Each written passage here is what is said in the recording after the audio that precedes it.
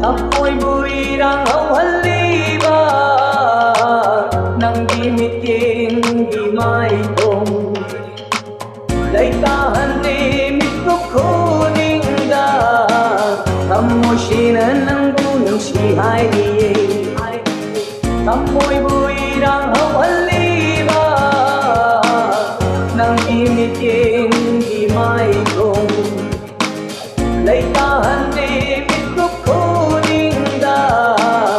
Amoy ng gulong si Heidi Muda ng usap hindi Ngầu ta ngầu chưa bi ngờ đâu là Rồi mặt kia nắng ghi mà thôn nào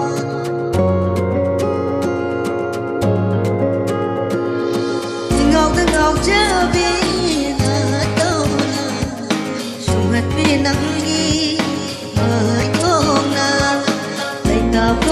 Hangane thamoy aidi inakta asumna